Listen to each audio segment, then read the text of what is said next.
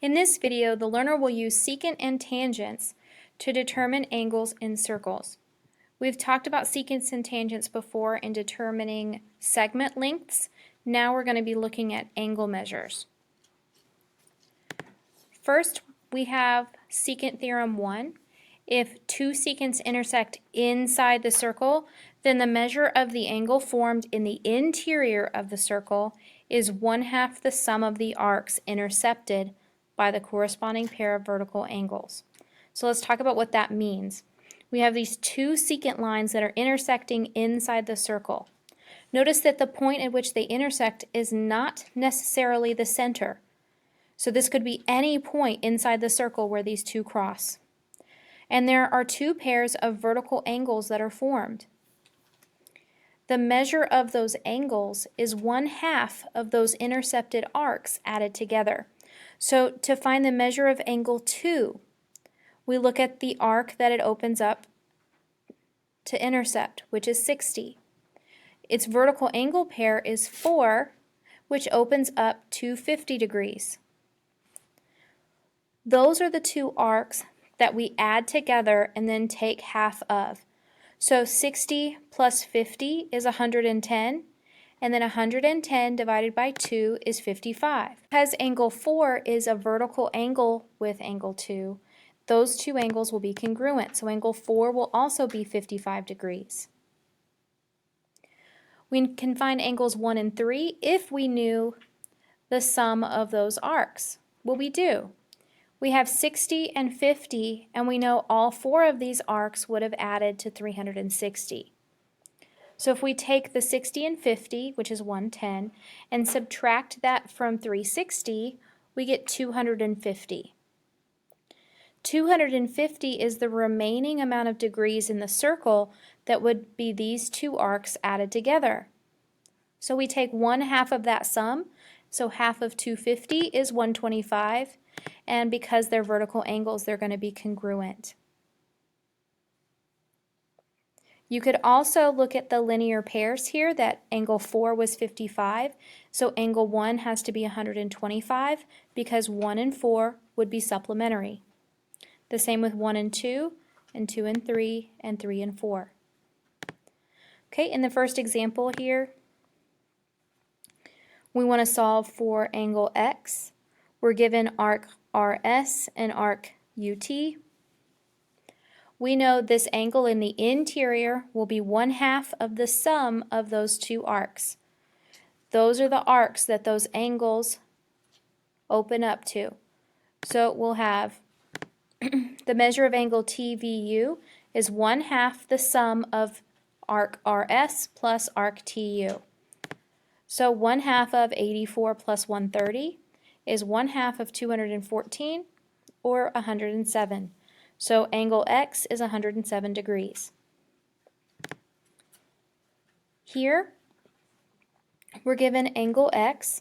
Notice the arc that angle X opens up to is BD, and its vertical angle opens up to arc AC. Those are not the arcs that we're given. We are given arcs AB and arcs CD. So first, we're going to find the measure of angle AEB.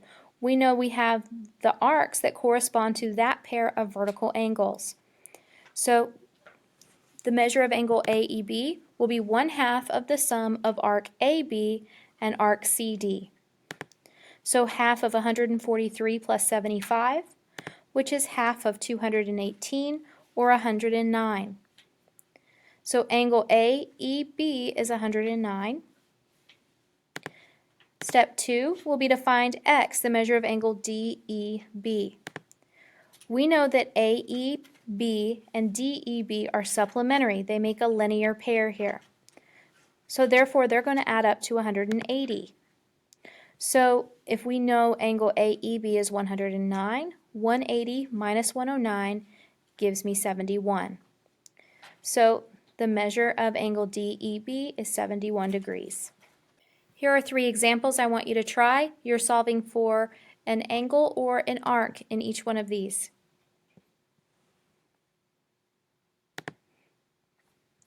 Next, our theorem says if two segments intersect outside the circle, then the measure of the angle formed in the exterior of the circle is 1/2 the difference of the arcs intercepted by the sides of that exterior angle. So we really have three situations. We have a situation where we have two secant lines that intersect that circle. We have this exterior angle BAC, and that angle intercepts two arcs of that circle. It intercepts arc BC and arc DE.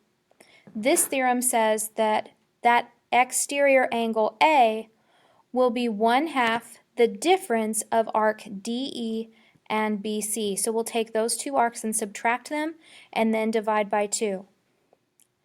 Another situation is where we have a secant and a tangent. So we have secant line AD and tangent line AC. Notice again though angle A intercepts two arcs of the circle, BC and DC. So we'll again subtract those two angles and take half of that difference, and that will give us that exterior angle. Our last situation here is where we have two tangents. This ray AB is tangent to the circle at B. AC is tangent to the circle at C. But that angle exterior to the circle still cuts two arcs of that circle. We have arc BC, which is the minor arc here, and arc BDC, which is the major arc. It's worth noting here that arc BC and arc BDC would add up to 360 degrees, since they would go all the way around the circle. We're going to have two examples down here. We're going to find the measure of angle L. Angle L is outside the circle. So if we're trying to find an angle outside the circle, we're going to take the difference of the two arcs that it intercepts and take half of that difference. Notice that we're given arc HK is 102. We're not given the measure of arc HJK, but we notice that LH and LK are both tangents to the circle. So those two arcs are going to add up to equal 360. So we can find arc HJK by subtracting 102 from 360.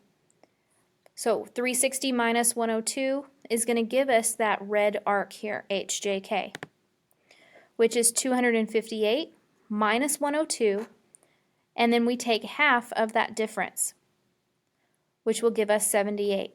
So that angle L outside the circle will be 78 degrees.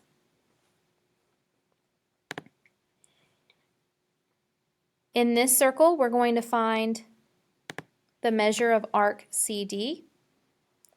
Notice we're given angle A outside the circle. So in this one, we're going to have to work backwards. We're given the angle. We know to get the angle, we would have taken the difference of the two arcs and then divided by 2. So the measure of angle A, 56, is equal to 1/2 the measure of arc CD minus BC. The measure of arc CD is the one we're looking for. So I'm going to plug in 56 for the measure of angle A and 95 for the measure of arc BC that we know. Now we're going to work backwards. We're going to multiply by 2 on both sides and get 112 equals arc CD minus 95. And then add 95 to both sides and get that arc CD is 207 degrees. Here are two examples I want you to try. In the first one, we're looking for the measure of angle S, which is an exterior angle. In 3B, we're looking for arc XZ, and we're given angle XYZ, the exterior angle that is 68.